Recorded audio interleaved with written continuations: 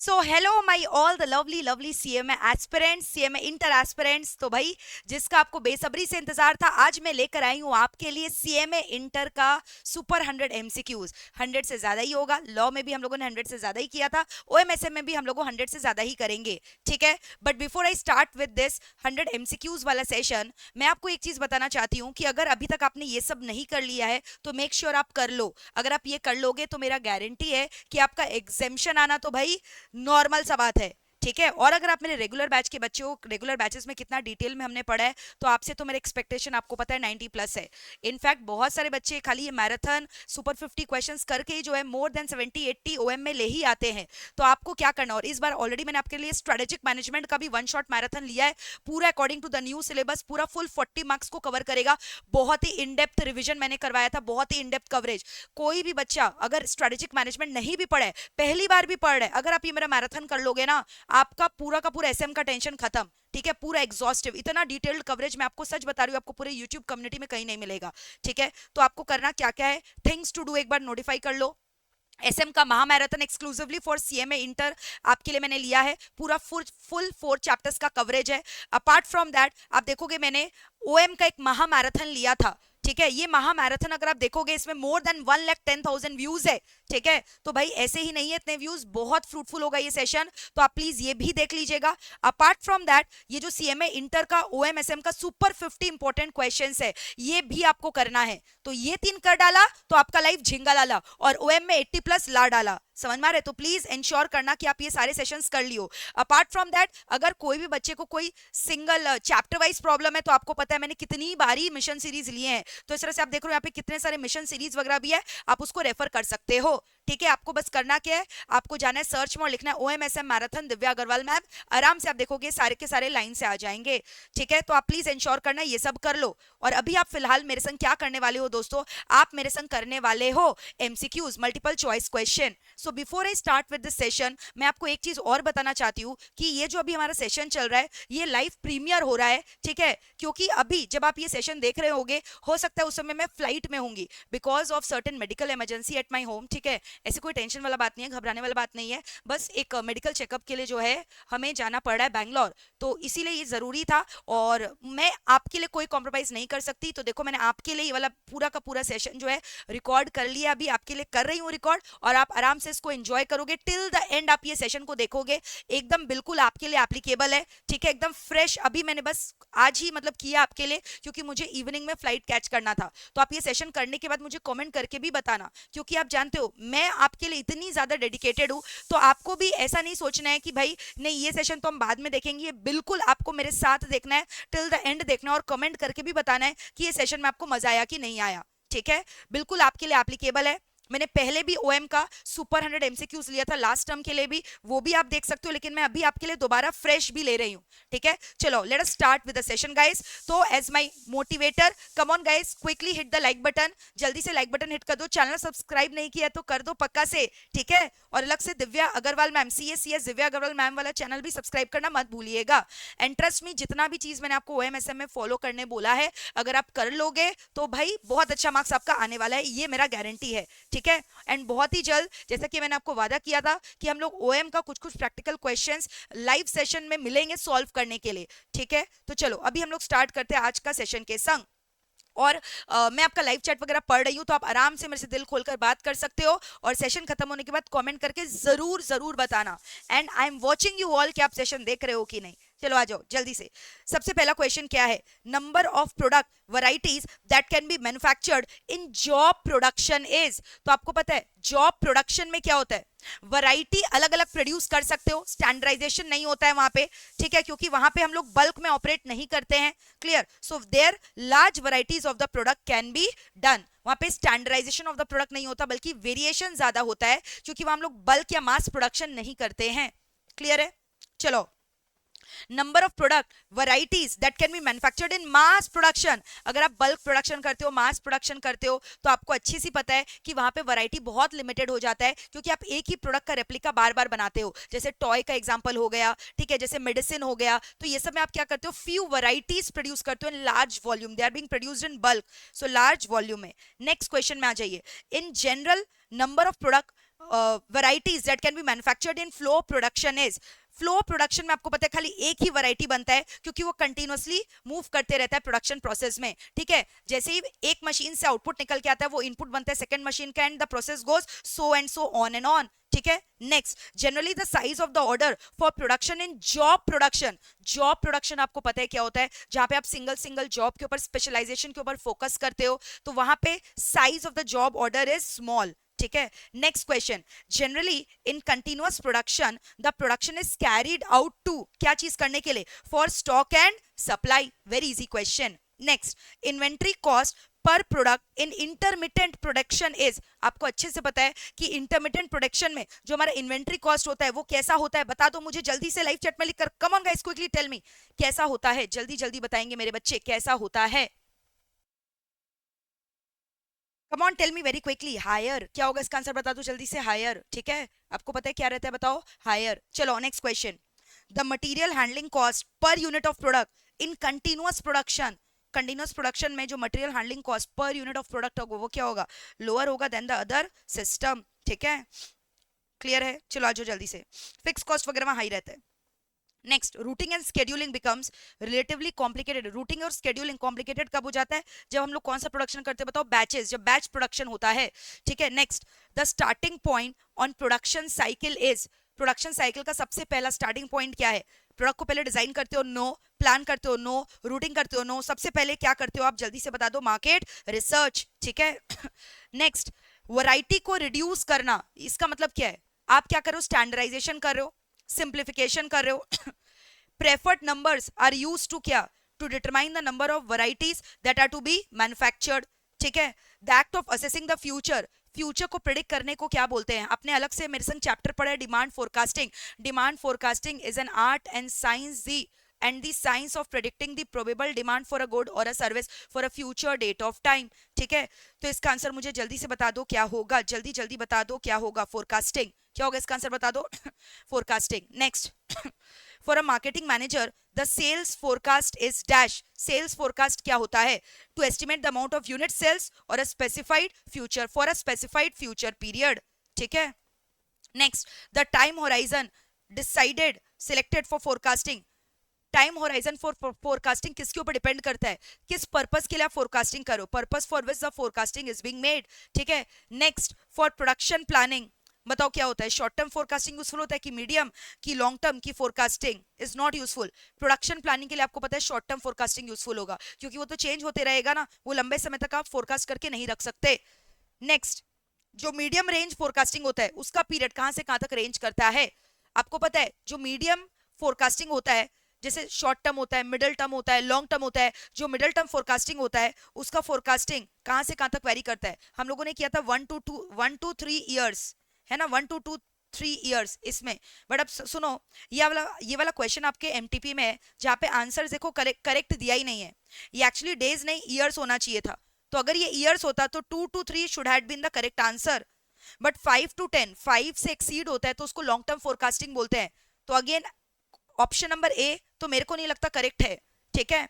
अगर मैं बात करूं 10 to 20 वो भी करेक्ट नहीं है, 2 to 3 डेज भी करेक्ट नहीं है, तो बच गया मेरे पास 3 to 6 मंथ्स, ये बिल्कुल शॉर्ट टर्म फोरकास्टिंग है, समझ में आ रहा है। बट फिर भी हम लोग इसको अज्यूम करेंगे कि इसके अंदर बताओ middle range, generally middle range हमने पढ़ा था कितना पीरियड के लिए होता है बताओ, 2 to 3 इयर्स के लिए होता है, so I think this a misprint. तो मान लो एग्जाम में कल को यही क्वेश्चन आ गया तब आप सी टिक करके आना, बट ट्रूली स्पीकिंग इसका आंसर क्या होना चाहिए था, 1 to 3 years, which if given in the option go for that.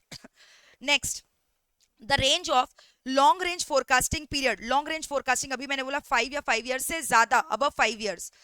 Man power planning requirement, future man power planning requirement क्या हो गया, लॉन्ग टर्म फोरकास्टिंग। आपको अगर याद होगा कितने अच्छे से जो है हम लोगों ने पूरा चार्ट वगैरह बनाकर लिखा था, 3 टाइप का फोरकास्टिंग होता है, short term forecasting, long term forecasting, देख रहे हो पूरा इस तरह से लिखा था, देखो on the basis of the time horizon. तो मिडिल टर्म में देखो मैंने लिखाया भी था 1 to 2 years, 2 to 3 years, short term 6 to 8 months, less than 1 year, देख रहे हो तो। और लॉन्ग टर्म में क्या बता दो 5 to 10 इयर्स, क्लियर है। शॉर्ट टर्म का example working capital, workload management, middle term का medicine, dividend policy, budgetary control, long term का क्या था, capital expenditure, future man power planning. तो अभी पूछा ना फ्यूचर मैन पावर प्लानिंग, तो किसके अंदर आ गया, लॉन्ग रेंज फोरकास्टिंग। बोलो क्लियर है कि नहीं, जल्दी जल्दी बोलो, प्यारे प्यारे बच्चे बोलो, क्लियर है? चलो आ जाओ, कम on guys, bug up yourself और लाइव चैट में मुझे लिखते रहो समझ में आ रहा है कि नहीं। You have to be very very participative guys, आग लगा दो आज के सेशन में।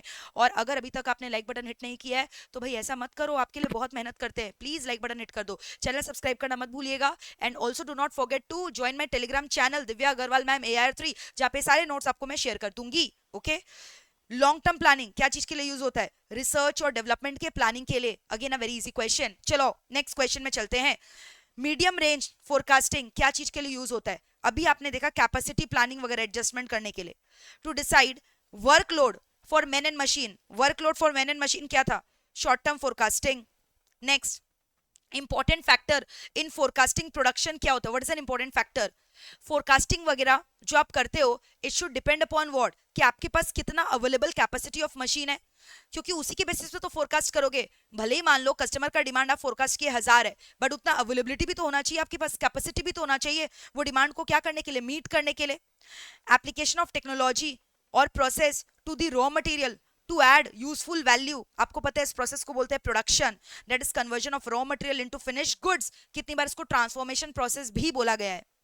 इन production by disintegration the material undergoes, disintegration का मतलब क्या हुआ? जो रॉ मटेरियल है they are undergoing a physical and chemical change, so that is change in physical and chemical properties. बताओ क्या होगा मुझे? Change in physical and chemical properties. Clear? Next, in production bye service the product undergoes, production by service में क्या होता है? Production क्या चीज में चेंज होता है? बताओ, सर्विस वगैरह में shape and size, no shape of the surface, no size of the surface, यहाँ पे भी केमिकल एंड मैकेनिकल प्रॉपर्टीज।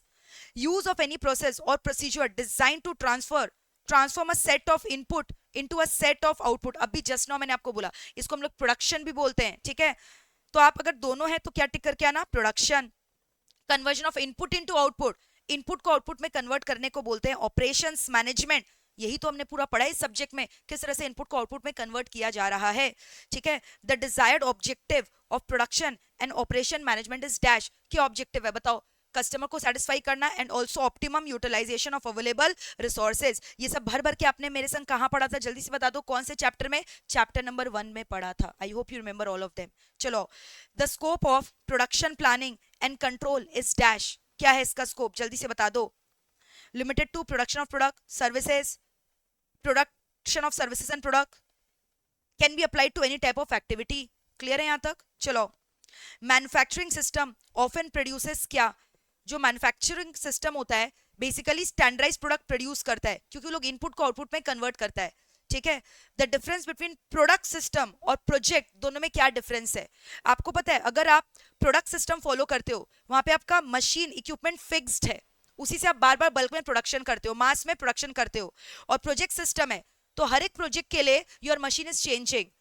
समझ में आ रहा है? यानी every project system is based on a temporary basis, वो प्रोजेक्ट खत्म तो वापस से स्ट्रक्चर गेट्स रिवाइज्ड। क्लियर है? Next, most important benefit to the customer from efficient production system is what? क्या होगा एफिशिएंट प्रोडक्शन सिस्टम से? He get increased use value in the product. Clear है? Two important functions that are to be done by the production department, क्या करता है उन लोग? Scheduling करते हैं और लोडिंग करता है।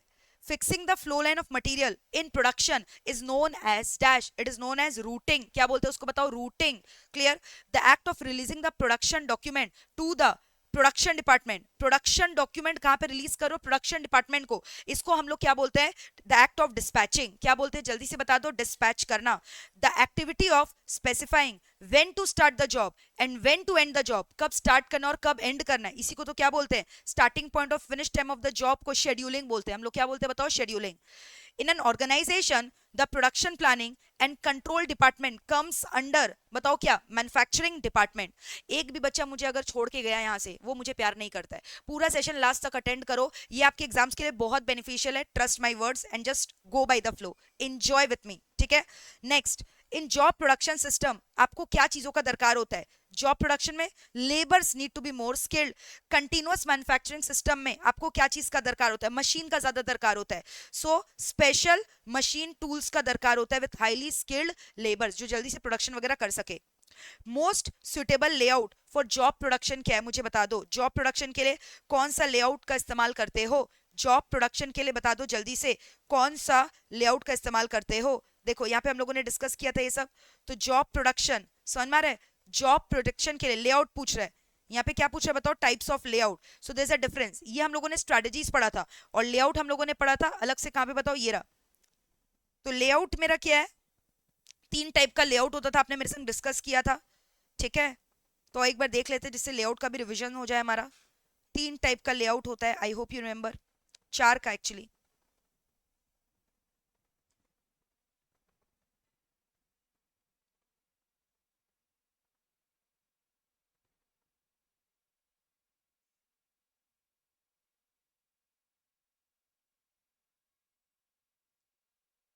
देखो ये हम लोगों ने किया था process layout, product layout, fix position layout, और क्या बोल रहा है, मिक्स लेआउट, और एक किया था लेआउट ऑफ सर्विस फैसिलिटी। 5 हो गया, लेआउट ऑफ सर्विस फैसिलिटी भी किया था। तो बोल रहा है जॉब प्रोडक्शन के लिए कौन सा लेआउट सुटेबल होगा। जॉब मतलब फर्नीचर मेकिंग इंडस्ट्री, ये सब अलग अलग जॉब्स के लिए करते हो ना, कारपेंटर का काम, फर्नीचर का काम, ठीक है। फिर कोई भी वेल्डिंग का काम, डिजाइनिंग का काम, इंटीरियर डेकोरेशन का काम। तो यहाँ पे कौन सा लेआउट सुटेबल होता है बताओ, प्रोसेस लेआउट। तो प्रोसेस लेआउट में आप जानते हो क्या होता है, सिमिलर नेचर्ड मशीन को, सिमिलर प्रोसेस की जो मशीन है उसको एक सिंगल वर्क सेंटर में रखा जाता है ना। जैसे वेल्डिंग मशीन को हम लोगों ने एक वर्क सेंटर में रखा, प्रिंटिंग मशीन को दूसरे में रखा, कटिंग मशीन को दूसरे में, ड्रिलिंग को दूसरे में। तो दैट इज प्रोसेस लेआउट। और प्रोडक्ट लेआउट में क्या होता है, एक सिंगल वर्क सेंटर में मशीन के configuration are in such a way that एक बार फर्स्ट मशीन में अपने इनपुट को फीड किया, लास्ट मशीन से फिनिश गुड्स निकल के आता है। तो अभी आपको जॉब के लिए पूछा, तो जॉब के लिए सुटेबल लेआउट क्या होगा मुझे बताओ, process layout shall be suitable. Clear है, process layout shall be absolutely suitable. तो बताओ इसका आंसर क्या होगा, जॉब के लिए कौन सा लेआउट सुटेबल है, प्रोसेस, ठीक है। कंटिन्यूअस प्रोडक्शन, अभी मैंने बोला स्ट्रेट लाइन लेआउट, ठीक है। जहाँ पे जैसे क्या होता है, ये रहा वर्क सेंटर, ये ड्रिलिंग मशीन है, ये ग्राइंडिंग मशीन है, ये पेंटिंग मशीन है। तो एक बार आपने यहाँ पे इनपुट डाला तो यहाँ से क्या निकल कर आता है, फिनिश्ड आउटपुट। क्लियर है, तो एक स्ट्रेट लाइन फॉलो कर रहा है, इसको बोलते हैं प्रोसेस में यहाँ पे प्रोडक्शन क्या हो रहा है, कंटिन्यूअस फ्लो होते जा रहा है। One of the product example for line layout, अभी मैंने जस्ट बोला लाइन लेआउट मतलब एक संग बल्क में प्रोडक्शन हो रहा है। तो इसका बेस्ट एग्जांपल है सीमेंट, क्या बताओ, सीमेंट, केमिकल्स, ये सब एग्जांपल है क्या चीज का, बता दो जल्दी से, लाइन लेआउट का, ठीक है। the act of going round the production shop to note down the progress of the work and feedback the information is known as follow up करना। क्या बोलते हैं इसको बताओ, to do the follow up। ये ऑलरेडी आपको पता है। line of best fit is another given as method of least square, जो आपने y is equal to a plus bx method किया था ना डिमांड फोरकास्टिंग में, वही। One of the most important objective of inventory management, inventory management का objective क्या है बोलो, कैपिटल को इफेक्टिवली यूज करना है ताकि मैक्सिमम रिजल्ट्स को यील्ड कर सके। The best way of improving the productivity of capital, capital के प्रोडक्टिविटी को कैसे इंप्रूव किया जा सके बताओ, मटेरियल मैनेजमेंट अगर इफेक्टिव होगा तो ऑटोमेटिकली वो भी इंप्रूव हो जाएगा। एमआरपी, अब एमआरपी का फुल फॉर्म बताओगे क्या होता है, मटेरियल रिक्वायरमेंट प्लानिंग। एमआरपी 1 था, एमआरपी 2 था, क्लियर है। एक था मटेरियल रिक्वायरमेंट प्लानिंग, एक मैन्युफैक्चरिंग रिसोर्स प्लानिंग, ये क्या मेरे को बता दो, material requirement planning. JIT, just in time, ये सब मैंने आपको कॉपी में लिखवा रखा है, just in time production. JIT क्या बताओ, just in time production.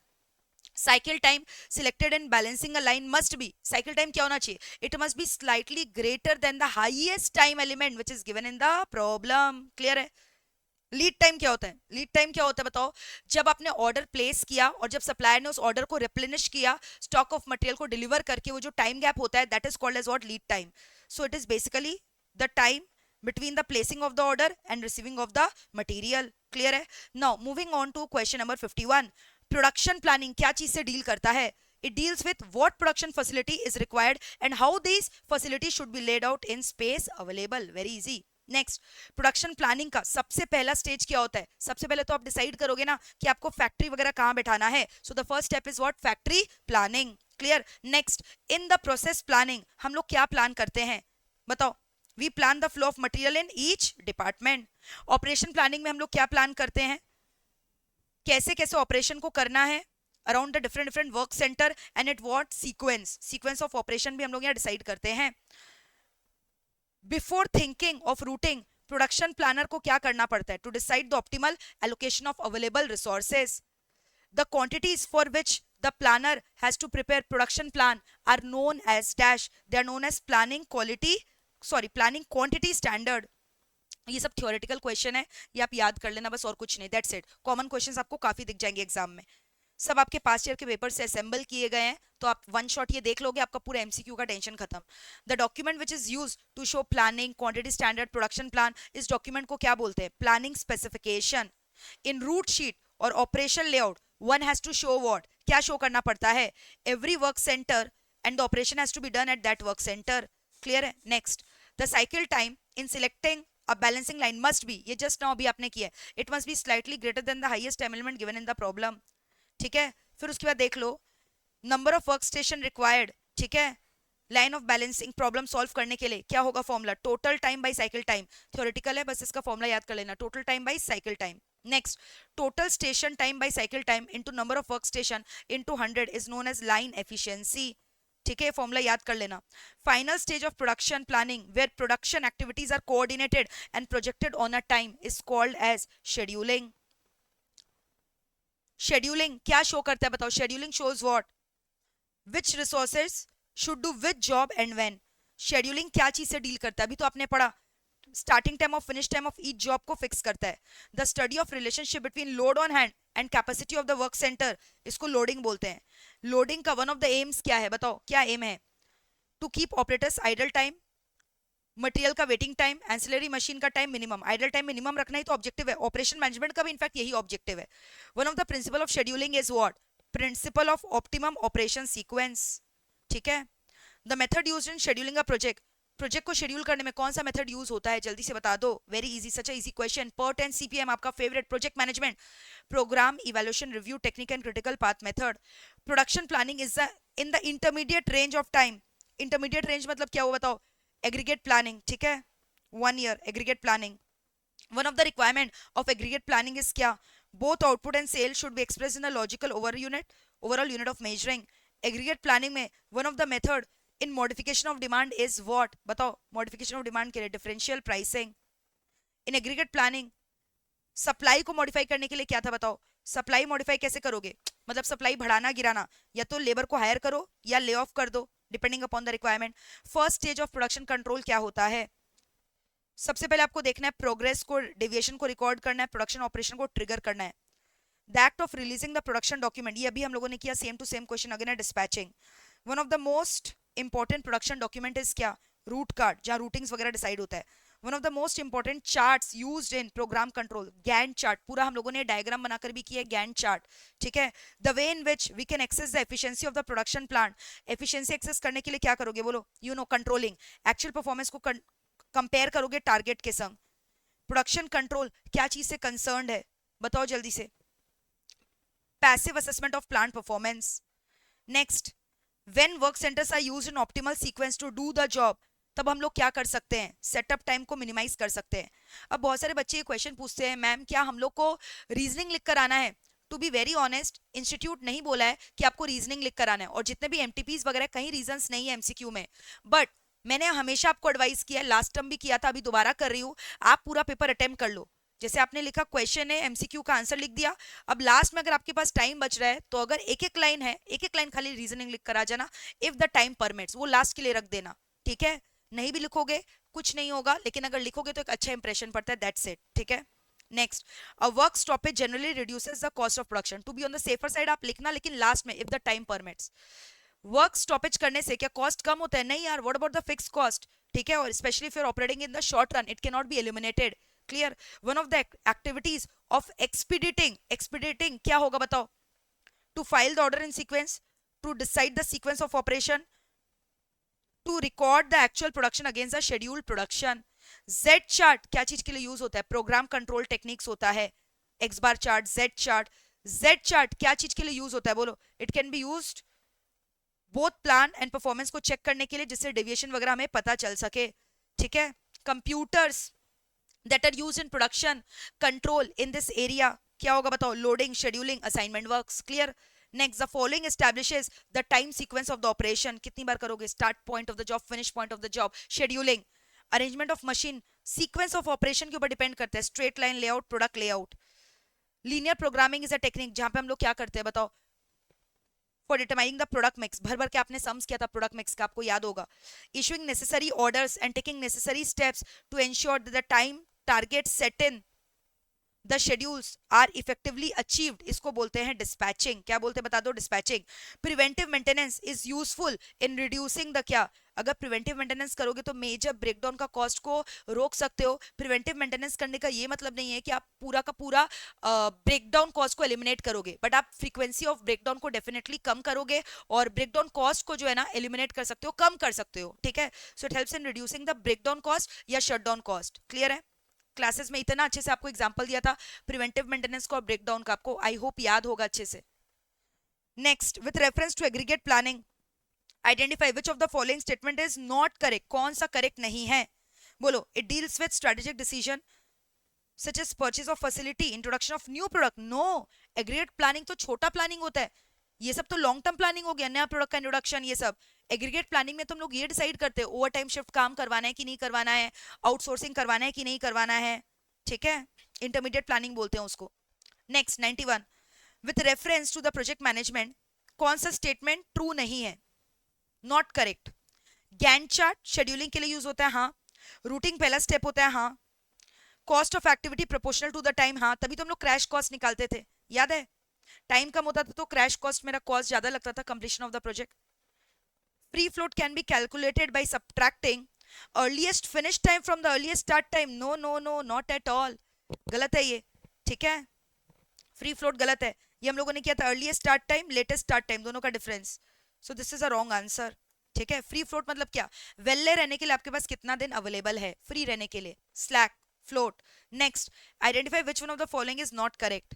Preventive maintenance का मतलब लुब्रिकेशन तो बिल्कुल नहीं होता, इसका मतलब होता है रूटीन मेंटेनेंस, चेकअप होता है मशीन का आकर, जहां पे हम लोग मेजर ब्रेकडाउन को अवॉइड कर सकते हैं, ठीक है। तो उसका लुब्रिकेशन मतलब नहीं होता है प्रिवेंटिव मेंटेनेंस, उससे ज्यादा होता है। The card which is prepared for dispatching by the dispatching department to book the labour involved in each operation, job card होता है। कॉस्ट रिडक्शन आप कैसे अचीव कर सकते हो बताओ? Work sampling, value analysis is correct. Addition of value to raw material, this is very easy. आप क्या करो, रॉ मटेरियल को वैल्यू ऐड करो, प्रोडक्शन प्रोसेस है। Which one of the following recent trends in OM drastic major involve करता है improvement, ठीक है। इंप्रूवमेंट से बात करें यहाँ पे, अच्छा यहाँ पे देखोगे इंप्रूवमेंट क्या चीज का लिखा है, ये improvement in performance of the company, ठीक है। ब्रांडिंग के कारण दिख नहीं रहा है, but the question is improvement in performance of the company. तो आपको पता है हम लोगों ने बिजनेस प्रोसेस री इंजीनियरिंग में पढ़ा था, it talks about drastic improvement, it does not talks about minor improvement, जहां पे हम लोग क्या करते हैं पूरा redesigning of the existing business practices, restructuring of the existing business practices, so that is called as what, business process reengineering, ठीक है। The most powerful and most popular method for solving linear programming problem is what, simplex method. Next question, the effective capacity is not influenced by which of the following factor, किससे influence नहीं होता? सबसे ही होता है, none of the above. की aspects in the process strategy does not include which of the following, process में क्या involve नहीं है बताओ? ये है, पैकेजिंग नहीं है, ठीक है। Which one of the following is not the advantage of preventive maintenance, क्या एडवांटेज नहीं है बताओ? क्या इसकी वजह से हमारा ब्रेकडाउन कम होता है? हाँ, बट यहाँ पे तो लोग इंक्रीज होता है, इंक्रीज लिखना तो गलत है ना, ब्रेकडाउन का फ्रीक्वेंसी कम हो जाता है, ठीक है। So this is wrong, clear है? चलो, ये सेम क्वेश्चन मैंने आपको करवाया था फिक्स टाइम मॉडल का, क्लासेस में भी करवाया था, प्लीज आप इसको एक बार रेफर कर लेना अच्छे से। और इनफैक्ट मैं आपको ये भी बोलूंगी, यहाँ पे छोड़ो, इसके पहले वाला भी जो मैंने आपको एमसीक्यू सॉल्व करवाया था ना, डिस्क्रिप्शन बॉक्स में लिंक है, सेम टू सेम क्वेश्चन वहां से देख लेना, करवाया हुआ है। The type of production control which is typically found where a particular bottleneck machine exists in the process of manufacturing is क्या होगा? Load control. कौन सा आईएसओ स्टैंडर्ड है इन्वायरमेंट से रिलेटेड? इन्वायरमेंट से रिलेटेड याद करो, हम लोगों ने पढ़ा था 14000 आईएसओ, ठीक है। नेक्स्ट क्या बोल रहा है, जल्दी से देख लो, look at this question. A limited, a large scale industry, manufactures product के 24 units per shift of 8 hours, standard time कितना है? 15 minute. What is the productivity of per shift of 8 hours, ठीक है। आपको पूछा है productivity, so what is the productivity of per shift of 8 hours? तो यहाँ पे आपको पता है परसेंट दिया ना, तो आप समझना एफिशिएंसी का बात हो रहा है। एफिशिएंसी का फॉर्मूला बताओ क्या है? Standard time by actual time into 100। तो अगर आप स्टैंडर्ड टाइम देखोगे of actual output, standard time for actual output लेना है, तो एक्चुअल आउटपुट आप देखो कितना है आपका, 24 बना रहे हो, और स्टैंडर्ड टाइम कितना देगा 1 यूनिट के लिए? 15 मिनट्स। तो 24 यूनिट्स इंटू 15 मिनट्स करोगे, स्टैंडर्ड टाइम पर यूनिट कितना है? 15 मिनट। टोटल कितना बना रहे हो? 24 यूनिट। तो standard time for actual output इतना होगा, और एक्चुअली आप कितना देर काम करो, 8 घंटा, तो इसको भी मैंने मिनट्स में कन्वर्ट करना है। इसको सॉल्व करो, you will get the answer. देखो 24 इंटू 15 डिवाइडेड बाई क्या करोगे, 60 डिवाइडेड बाई 8 इंटू 100, 75% आएगा। So you will get the answer. तो प्रोडक्टिविटी मेरा कितना हो गया, 75%। ये जब हम लोगों ने लॉन्ग सम्स किया था वहां पे भी मैंने आपको कितनी बार समझाया था कि कितनी बार सम में प्रोडक्टिविटी दिया रहेगा, but that means efficiency. Arrangement of machine depending upon the sequence of operation, operation के सीक्वेंस में जो होता है उसको क्या बोलते हैं, product layout, straight line layout. Buffer stock क्यों बिल्ड किया जाता है, क्यों एक्स्ट्रा स्टॉक रख के रखते हो, फ्लक्चुएटिंग लोड को मैनेज करने के लिए। ठीक है, चलो नेक्स्ट क्वेश्चन देखो क्या बोल रहा है। ऑब्जेक्टिव फंक्शन दिया हुआ है ये रहा, इफ ये x1 है, हाँ, z is equal to 3x1 plus 2x2, x1 का वैल्यू बोल रहा है 10, इसमें कुछ है ही नहीं, बताओ x1 का वैल्यू 10 दे दिया है, x2 का वैल्यू आपको 5 दे दिया है, तो इसका वैल्यू कितना है 30 प्लस 10, यानी आंसर कितना गया 40। ये तो मतलब बच्चा भी कर लेगा, तो कुछ है ही नहीं इसके अंदर। Next, a department store has one store keeper, average number of customer handled by the store keeper is 30 per hour. ठीक है, तो कस्टमर का सर्विस रेट दिया हुआ है, सर्विस रेट को क्या बोलते हैं, mu. Customer arrives at the rate of 25 per hour, ये मेरा क्या हो गया, लैम्डा। तो आपको पूछ रहा है average number of customers in the system कितने रहने वाले हैं, what shall be the average number of customer in the system, यानी यहाँ पे आपको पूछ रहा है लेंथ ऑफ द सिस्टम। तो लेंथ ऑफ द सिस्टम के लिए आपको पता है क्या करना पड़ेगा, बताओ। Length of the system is very easy question, तो लेंथ ऑफ द सिस्टम के लिए यू नो क्या होगा इसका आंसर, जल्दी से मुझे बता दो। बोलो बोलो भाई, फॉर्मूला क्या होगा, जल्दी से बता दो। एलएस का एल क्यू प्लस आर था, length of the queue plus those who are being served. तो एल क्यू का फॉर्मूला आपको पता है, पॉइसन डिस्ट्रीब्यूशन से हम लोगों ने फॉर्मूला सीखा था। अच्छा, यहाँ मैनुअल है कि क्या है वो देखना पड़ेगा, स्टोर कीपर है तो मैनुअल है, तो अगर मैनुअल सिस्टम है तो फॉर्मूला क्या था, lambda square divided by mu into mu minus lambda, और आर का मतलब क्या था, system utilise lambda by mu. तो यहाँ लैम्डा स्क्वायर कितना है बताओ, लैम्डा का वैल्यू कितना था 30, लैम्डा इज हाउ मच 25, तो 25 स्क्वायर डिवाइडेड बाई म्यू कितना है 30, तो 30 माइनस 25, और इधर में प्लस लैम्डा बाई म्यू, यानी 25 डिवाइडेड बाई 30।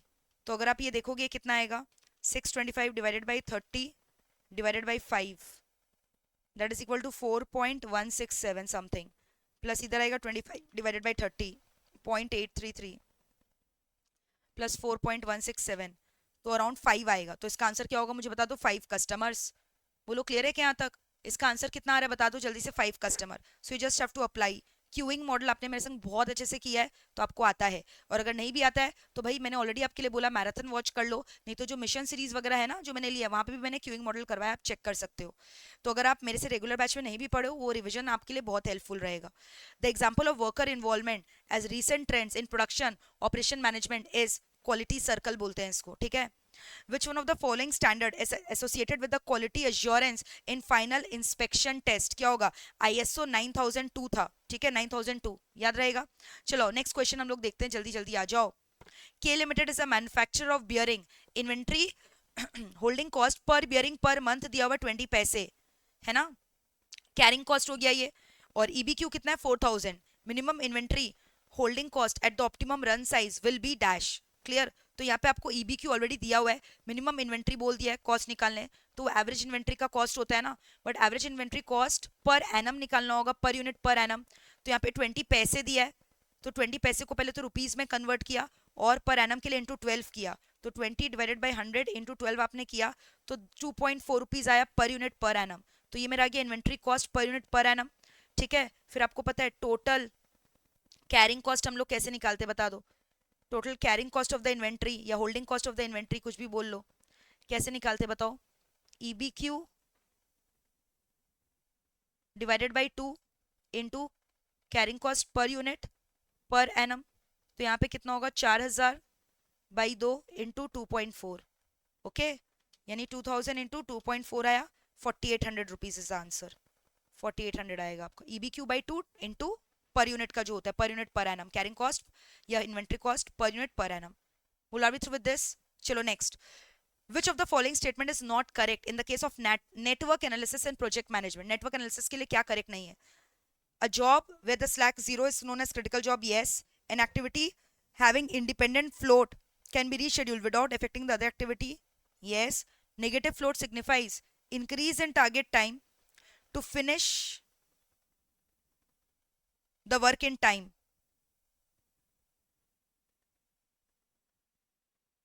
नहीं ठीक है, समझ में आ रहा है? So this is not correct, clear है, याद रहेगा। चलो,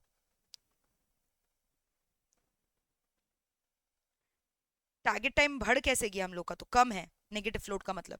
सिमुलेशन मॉडल्स आर यूजफुल, क्या डिटरमाइन करने के लिए, ऑप्टिमल सोल्यूशन, नहीं, वहां पर ऑप्टिमल सोल्यूशन कभी डिसाइड नहीं होता। Next, operation management is concern essentially with the utilisation of resources. Utilisation of resources का मतलब क्या होता है, ये सारा का सारा ही करेक्ट है, all of them.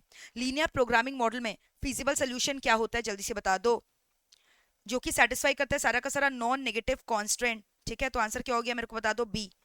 Multiple shift operation क्या चीज एनहांस करता है, what does it enhances, firms capacity utilisation. Which of the following is not a method for solving the assignment problem, कौन सा इसका मेथड नहीं है, हंगेरियन मेथड पढ़ा, कंप्लीट एनुमरेशन था, सिंप्लेक्स था, natural method is not the method. Of all the path through the network, critical path क्या होता है, the path with the highest duration is called as a critical path and that is the duration of the project। तो maximum expected time होता है ना। और जितने भी क्रिटिकल पाथ में एक्टिविटीज होते हैं they are called as critical activity. और क्रिटिकल एक्टिविटी के कंप्लीशन में एक भी दिन डिले नहीं हो सकता, अगर होगा तो पूरे प्रोजेक्ट का duration will get delayed, clear. Next, it is the basis for decision regarding the capacity planning, facility layout, equipment and design of work system। इसको क्या बोलते हैं, process planning। The most obvious reason for a product design is dash। product design आप क्यों करते हो, ताकि customer को दिखा सको आप इनोवेशन कर रहे हो, न्यू प्रोडक्ट आप ऑफर कर रहे हो, to remain competitive in the market, ठीक है। नेगेटिव फ्लोट क्या सिग्निफाई करता है, जल्दी से बता दो, नेगेटिव फ्लोट सिग्निफाइज क्या, कि मेरा जो टारगेट टाइम है वो बल्कि कम है, to finish the work in the time. On which of the following areas, ISO से भी एक क्वेश्चन आता ही आता है, इंस्टीट्यूट का फेवरेट है। 9003 किसके लिए ऊपर एप्लीकेबल है, प्रोडक्शन, ठीक है। तो इन्वायरमेंटल वाला हम लोगों ने पढ़ा, अभी यहाँ पे प्रोडक्शन का पढ़ा, 9004 पढ़ा, अलग से मैंने पूरा इसका एक चार्ट भी आपको कॉपी में लिखवाया था अच्छे से, so do refer to that. Transportation model typically arise in situation involving physical movement, कहाँ से, goods from one shop to another, goods from different plants to different warehouses, किया था ना हम लोगों ने ट्रांसपोर्टेशन में भर भर के, P1 P2 P3 W1 W2 W3, ऐसे ही तो करते थे। Next, which one of the following is a disadvantage of MRP, drawback क्या है, ये सब तो इसका बेनिफिट्स है। Lack of top management commitment is a drawback, ठीक है। Generally in continuous production the production is carried out to provide stock and supply, clear है। चलो अब हम लोग एक दो क्वेश्चन जो है जल्दी से एसएम का भी कर लेते हैं, आपका कॉन्फिडेंस लेवल हाई होगा। Trust me guys, strategic management का जो मेरा मैराथन है ना, बहुत ही डिटेल्ड मैराथन है, आप उसको देख लोगे सब हो जाएगा। मॉनिटरिंग करना, इवैल्यूएशन करना, डिसेमिनेटिंग करना इंफॉर्मेशन को from the external internal environment is called as environmental scanning, ठीक है। The dash of the company states कि मैनेजर और एम्प्लॉय अपने आप को कैसे कंडक्ट करते हैं, उनके वैल्यूज स्टेट करते हैं, क्लियर है।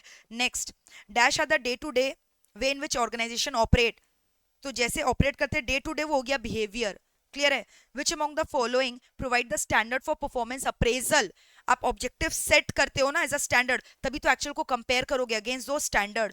Dash is concern with the complexity arising out of the ambiguous and non routine situation. तो ये तो क्या हो गया, स्ट्रेटेजिक मैनेजमेंट हो गया ना, जो ब्रॉडर इन अप्रोच होता है overall. SM is a broader aspect जिसके अंदर तीनों लेवल आता है, business level, functional level, operational level, ठीक है। तो strategic management is very broader, corporate level सब कुछ उसके अंदर आता है। Dash refers to the job specific goals, single goals का बात हो रहा है, यानी personal objective. Balance score card कैसा अप्रोच होता है, टॉप डाउन अप्रोच होता है, very important all these question, common question भी आपको एग्जाम में दिख सकते हैं यहाँ से। This dash provides a broad data from which to identify key drivers of the change, क्या होगा बताओ, PESTEL analysis. Environment is complex, dynamic, multifaceted, long question में भी आ सकता है, एनवायरमेंट का फीचर्स बताइए, तो क्या है, कॉम्प्लेक्स है, डायनामिक है, मल्टीफेसिटेड है, all of the above. Growth rate ये अलग से पूछता है, macro economic factors, macro economic forces, तो इकोनॉमिक फोर्सेस के अंदर मैंने आपको बताया था इंटरेस्ट रेट आता है, एक्सचेंज रेट आता है, इन्फ्लेशन, डिफ्लेशन, ग्रोथ रेट, ठीक है। Dash are the outcome of changes in the characteristics of the population, nature, size, ये सब डेमोग्राफिक्स होता है, क्या होता है बताओ, demographics. What describes the categories of activities within and around the organisation which together create a product or service, value chain, जिसके अंदर प्राइमरी एक्टिविटी सेकेंडरी एक्टिविटी होता था। इनपुट को आउटपुट में ट्रांसफॉर्म करना, operation. Dash include those activity जो enhance करता है और मेंटेन करता है वैल्यू ऑफ द प्रोडक्ट को, तो ये आपको पता है सर्विस होगा इसका आंसर, रिपेयर वगैरह करना, ट्रेनिंग देना etcetera. Dash are the companies that are not currently competing in an industry but have the capability, future में उन लोग कर सकते हैं. They are, you are not the right current competitor, they are the potential competitors. Absolute cost advantage कब arise होता है? Superior production से, यस. इनपुट के पे अगर आपका कंट्रोल है, चीपर फंड का access, all of them are correct. ठीक है. Dash is a business unit जहां पे क्या होता है, market share is not high but growth rate is very high, तो दैट इज प्रॉब्लम चाइल्ड. यानी इसको और ज्यादा इन्वेस्टमेंट चाहिए, इनकम नहीं आ रहा है बट इनका आउटफ्लो ज्यादा हो रहा है, but in the long run अगर इनका मार्केट शेयर भी बढ़ जाए तो क्वेश्चन मार्क, जिसको हम लोग वाइल्ड कैट भी बोलते थे, प्रॉब्लम चैट भी बोलते थे, ये स्टार बन जाएगा. स्टार में अगर ग्रोथ रेट स्टेबलाइज होगा तो कैश काउ बन जाता है with relative high market share. तो इसका आंसर हो गया क्वेश्चन मार्क, जिसको हम लोग प्रॉब्लम चाइल्ड भी बोलते थे और वाइल्ड कैट भी बोलते थे. ठीक है. नेक्स्ट क्वेश्चन देखोगे जल्दी से. A dash is a combination of structure which could take the form of a product and geographical division or functional and divisional structure operation in the tandem. क्या होगा इसका answer? Very easy, metric structure. Dash combines the local responsiveness of the international subsidiary with the coordination advantage found in global product companies. क्या होगा जल्दी से बता दो. Global का बात करें, ट्रांसनेशनल स्ट्रक्चर. ठीक है, अलग अलग नेशंस का. अ डैश इज वन जहां टीम्स क्रिएट होते हैं, जब एक बार काम हो गया वो डिसॉल्व हो जाता है, इसको बोलते हैं प्रोजेक्ट. प्रोजेक्ट बेसिस पे ये स्ट्रक्चर क्रिएट होता है. Once that particular task project gets over, the project structure gets dissolve, और नए प्रोजेक्ट के लिए वापस से नया स्ट्रक्चर हम लोग बनाते हैं. ठीक है. नेक्स्ट क्वेश्चन बोलोगे, which among is true? Business process reengineering, BPR मतलब business process reengineering, has resulted in major gains in speed, major gains in efficiency, quality and speed, तीनों. It is a radical redesigning of the existing business processes which calls for major improvement, drastic improvement, not for minor improvement. Dash specifies what is to be accomplished by focusing on the end result. End result का बात हो रहा है, output control. Next, dash is control achieved through the establishment or of a comprehensive system of rules.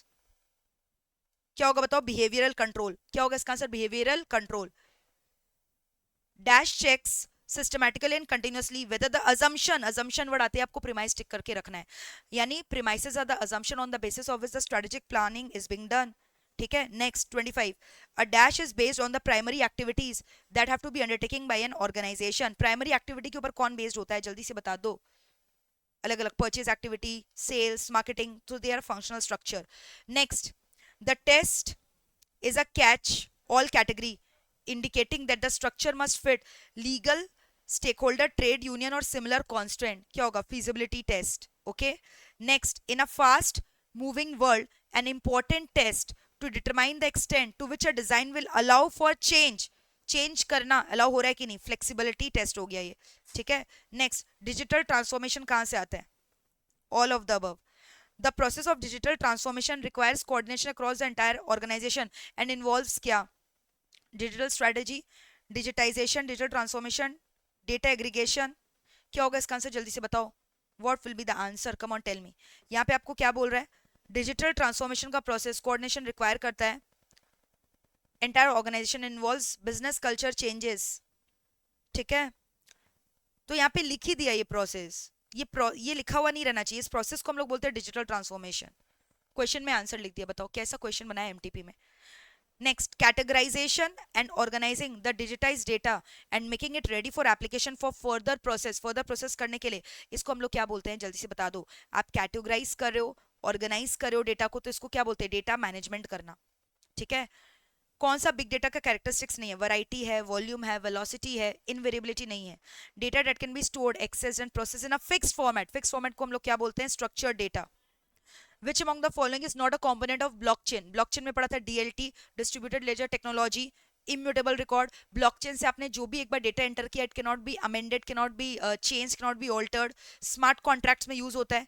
Increase threat तो इसका नहीं है. ठीक है. इससे तो फायदा हो रहा है, बल्कि यहाँ पे आपका बहुत ज्यादा ट्रांसपेरेंसी बढ़ रहा है और साइबर क्राइम जो सब मतलब हाई डिग्री ऑफ सिक्योरिटी है इसमें, क्योंकि जो भी आपने डेटा एंटर किया with blockchain it can not B tampered. Which among the following alternative is not suited for RPA? Robotic process automation के लिए क्या सुटेबल नहीं है?